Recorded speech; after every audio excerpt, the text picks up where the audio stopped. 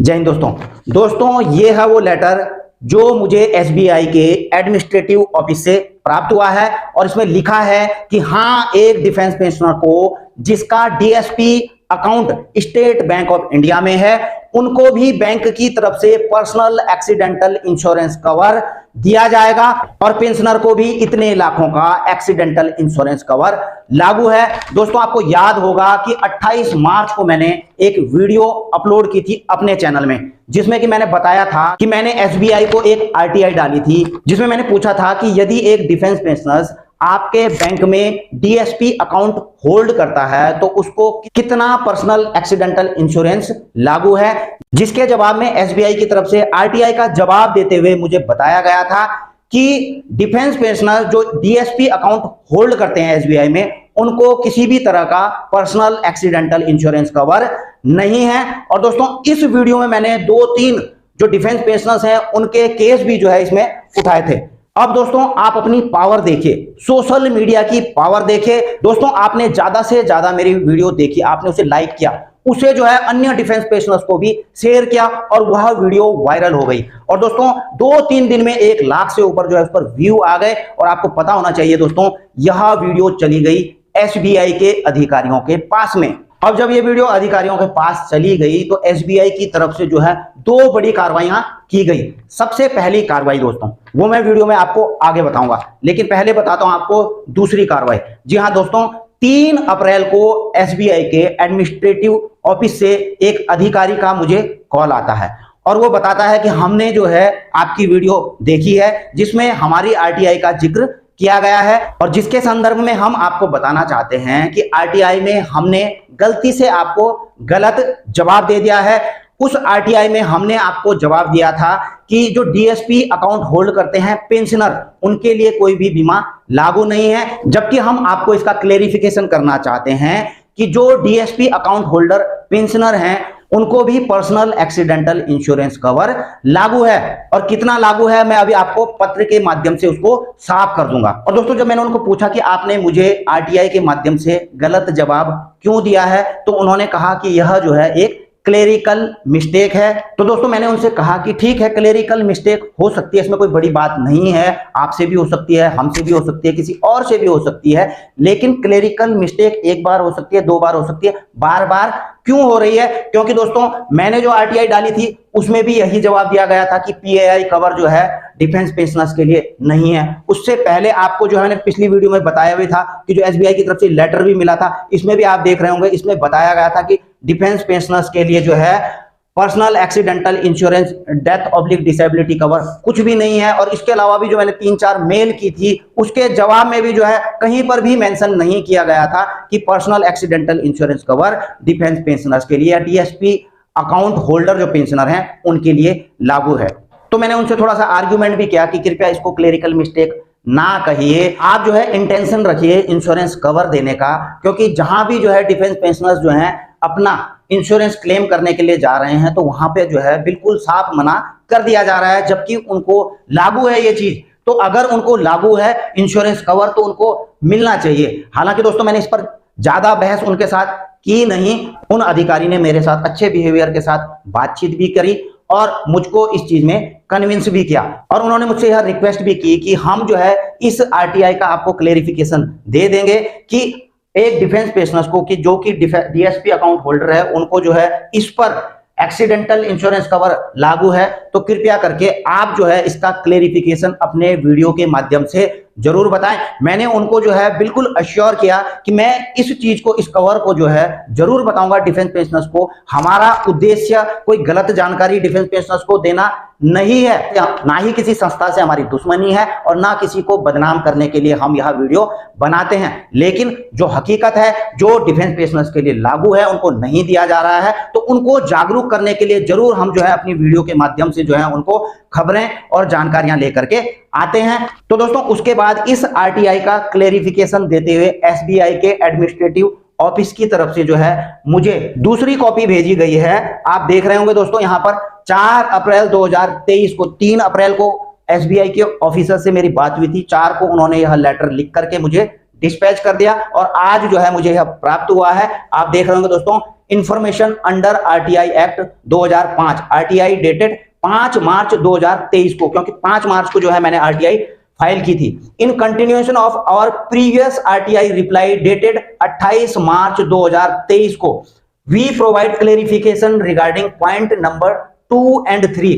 जी हाँ दोस्तों, 28 मार्च का जो आरटीआई था वो यह है, जो मुझे जवाब दिया गया था उनकी तरफ से, और इसमें उन्होंने बताया कि हम दूसरा और तीसरे नंबर का पॉइंट को जो है क्लेरिफाई कर रहे हैं। और दूसरा और तीसरा नंबर का पॉइंट क्या है दोस्तों?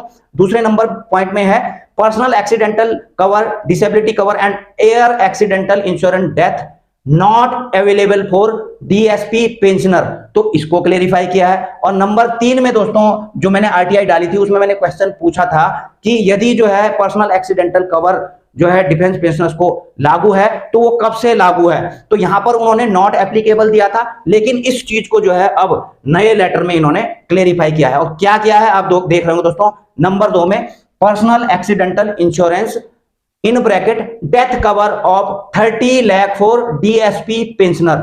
जी हाँ दोस्तों, 30 लाख का जो है कवर दिया जाएगा पर्सनल एक्सीडेंटल इंश्योरेंस कवर, वो भी डेथ में। तो यहां पर जो है कोई डिसेबिलिटी कवर को मेंशन नहीं किया गया है, स्पेशली जो है इन ब्रैकेट डेथ में डेथ लिखा गया है यहां पे। इसका मतलब यह है यदि किसी हादसे से जो है डिफेंस पेंशनर्स की डेथ हो जाती है और उनका जो है डीएसपी अकाउंट है एसबीआई के अंदर, तो उनको 30 लाख रुपए का पर्सनल एक्सीडेंटल इंश्योरेंस कवर दिया जाएगा। और तीसरे सवाल को यहां पर क्लेरिफाई किया गया है, insurance cover available from 4 January 2023 to 3 January 2024 and continuation thereafter will be subject to review oblique renewal terms and conditions apply. तो दोस्तों यहां पर इन्होंने जो है, जो मैंने सवाल पूछा था जिसका जवाब मुझे नहीं मिला था, तो यहां पर उन्होंने क्लियर किया है कि जो ये इंश्योरेंस कवर अवेलेबल है वह जो है 4 जनवरी 2023 से लेकर के 3 जनवरी 2024 तक के लिए है। और 3 जनवरी 2024 के बाद जो इसका कंटिन्यूएशन होना है वह जो है निर्भर करता है इसके रिव्यू पर, इसके रिन्यूअल पर। और टर्म्स एंड कंडीशंस तो दोस्तों हर जगह अप्लाई होती हैं, इन चीजों के बारे में भी आपको पता होना चाहिए। लेकिन दोस्तों अभी ध्यान देना, यहां पर इन्होंने जो है मुझे जो आरटीआई में इसमें क्लेरिफिकेशन दिया है, इसमें दिया है उन्होंने 4 जनवरी 2023 से यह लागू है। लेकिन दोस्तों मेरे पास एक कॉपी भी है जो कि आर्मी, इंडियन आर्मी और एसबीआई के बीच में जो है मेमोरेंडम ऑफ अंडरस्टैंडिंग हुआ था 15 दिसंबर 2021 को, जिसमें कि डीएसपी अकाउंट के बेनिफिट को 14 दिसंबर 2021 से 3 साल के लिए यानी कि 13 दिसंबर 2024 तक के लिए रिन्यू किया गया था। और 4 जनवरी 2022 से, जो कि इंश्योरेंस ईयर की बिगिनिंग से, इसमें जो है नए फीचर्स, नए जो बेनिफिट्स हैं और इंश्योरेंस कवर जो कि सर्विंग और पेंशनर के लिए जो नए रेट पर थे उनको लागू किया गया था। और ये दोस्तों मेमोरेंडम ऑफ अंडरस्टैंडिंग की कॉपी है जो कि कई डिफेंस पेंशनर्स के मोबाइल में भी है और जो है आप जो है गूगल के माध्यम से भी इसको प्राप्त कर सकते हैं। लेकिन दोस्तों जो यह एमओयू है मुझे किसी जो है ऑफिशियल वेबसाइट पर नहीं मिली, इसलिए जो है इसकी ऑथेंटिसिटी को लेते हुए मैं इसको बोर्ड पर भी नहीं दिखा रहा हूं और मैंने इसके ऊपर कोई वीडियो भी नहीं बनाई है। हालांकि दोस्तों मैं आपको बता दूं कि जो मैंने आरटीआई डाली थी उसके ऊपर भी जो है मैंने फर्स्ट अपील फाइल की है एसबीआई के लिए, और उसमें मैंने इस मेमोरेंडम ऑफ अंडरस्टैंडिंग की कॉपी भी डाली है कि मुझे ये बताइए कि क्या यह मेमोरेंडम ऑफ अंडरस्टैंडिंग सही है। अगर सही है तो आपने फिर पर्सनल एक्सीडेंटल इंश्योरेंस जो कि 30 लाख का बताया गया था डिफेंस पेंशनर्स के लिए, तो आपने जो है आरटीआई में ऐसा क्यों लिखा है। और इसके अलावा भी दोस्तों मैंने उनसे और भी सवाल किए हैं कि पिछले 5 सालों में जो है कितने एक्सीडेंटल कवर जो है क्लेम किए गए हैं या फिर आपके बैंक के द्वारा दिए गए हैं, और उसमें मैंने 1-2 सवाल और भी ऐड किए हैं। और दोस्तों मैंने शुरू में कहा था कि एसबीआई की तरफ से बड़े कदम उठाए गए हैं, पहला मैंने नहीं बताया था आपको, तो पहला भी बता देता हूं मैं आपको कि जब मैं पहले चेक कर रहा था एसबीआई की वेबसाइट पर डिफेंस पेंशनर्स के लिए कि क्या उनके लिए ऑथराइज है, क्या उनके लिए पर्सनल एक्सीडेंटल इंश्योरेंस या उनके अकाउंट में क्या क्या फैसिलिटीज हैं, वो अपडेट नहीं हुई थी। लेकिन जब मैंने वीडियो बनाई थी उसके बाद जो है मैंने एक दिन चेक किया 1 अप्रैल को, हो सकता है दोस्तों उससे पहले यह जो है अपडेट कर दिया गया हो या फिर मेरी वीडियो बनने के बाद ही जो है यह वेबसाइट पर अपडेट किया गया हो, तो इसका मैं कुछ दावा नहीं कर सकता हूं। लेकिन जब मैंने 1 अप्रैल को जब चेक किया एसबीआई की वेबसाइट पे, तो वहां पर जो है डीएसपी अकाउंट में जो है जो पेंशनर हैं उनके जो बेनिफिट हैं उनको अपडेट कर दिया गया था, बेनिफिट्स टू पेंशनर वेटरन। तो दोस्तों इसमें आप अगर पॉइंट नंबर 2 देखेंगे यहां पर, complimentary personal accident insurance in bracket death cover of 30 lakh to all ranks. यानी कि दोस्तों जो डिफेंस पेंशनर्स हैं, डिफेंस डीएसपी अकाउंट होल्ड करते हैं स्टेट बैंक ऑफ इंडिया में, तो उनको जो है personal accidental insurance death cover मिलेगा 30 लाख रुपए का, सभी रैंक को, सिपाही से लेके जनरल साहब तक को।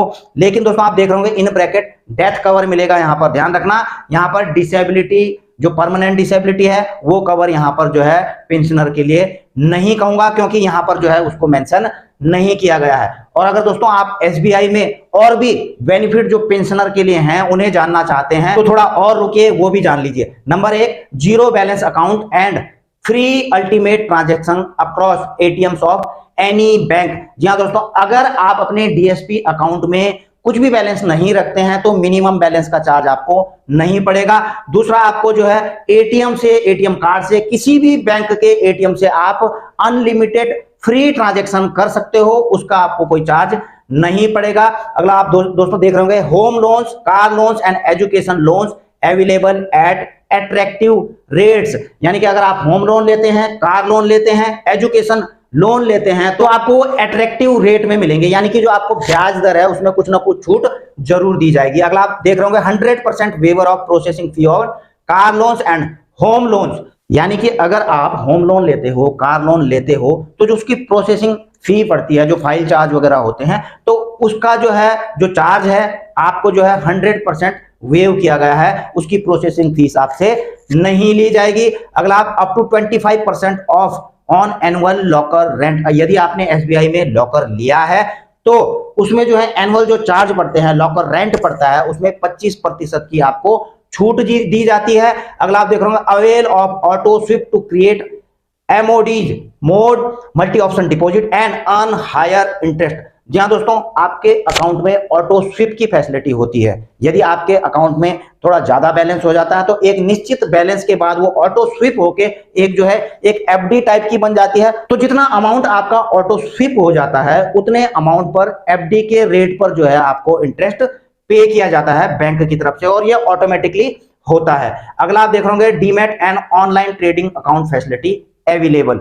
अगला, free issuance of draft multicity cheque, SMS alert, NEFT, RTGS. यानी कि अगर आप कोई ड्राफ्ट बनाएंगे एसबीआई में तो उसके कोई चार्ज नहीं पड़ेंगे। मल्टी सिटी चेक आप वहां से लेते हैं, आपको जो है चेक के भी कोई चार्ज नहीं पड़ेंगे। एसएमएस अलर्ट के जो चार्ज पड़ते हैं वह भी नहीं पड़ेगा। और अगर आप वहां से एनईएफटी या आरटीजीएस करते हैं तो उसके भी चार्ज आपके लिए फ्री हैं। अगला आप दोस्तों नीचे देख रहे होंगे, earn points on various transaction through our loyalty program SBI Reward। तो SBI Reward की इसमें कुछ फैसिलिटी है, आपको जो है कुछ पॉइंट्स उसमें अर्न करने होते हैं और उस पर भी जो है कुछ ना कुछ पैसा जो है आपको मिलता है।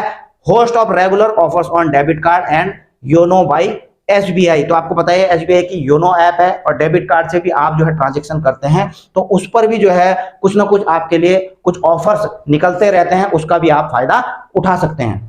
तो दोस्तों एसबीआई एक अच्छा बैंक है, देश का सबसे बड़ा बैंक है, हम इसके ऊपर पूरी तरह से ट्रस्ट करते हैं। मैं भी जो है पिछले 24 सालों से जो है एसबीआई के साथ में अपना जो है सैलरी और पेंशन अकाउंट जो है होल्ड करता हूं। लेकिन दोस्तों जब हम बैंक के ऊपर इतना ज्यादा विश्वास करते हैं तो बैंक को भी चाहिए कि जिस प्रकार से जो है डिफेंस पेंशनर्स को यदि इंश्योरेंस के मामले में इस प्रकार की कोई दिक्कत हो रही है या फिर जो है उनको सही तरह से गाइड नहीं किया जा रहा है तो ऐसा नहीं होना चाहिए। यदि किसी डिफेंस पर्सनल को, चाहे वो सर्विस में हो चाहे वो पेंशनर हो, यदि उनको कुछ हो जाता है तो कृपया करके जो उनकी फैमिलीज हैं बैंकों में जाती है इंश्योरेंस क्लेम कराने के लिए, उनको सहयोग करें, उनको सही मार्गदर्शन करें और उनका इंश्योरेंस उनको क्लेम करने में उनकी पूरी मदद करें।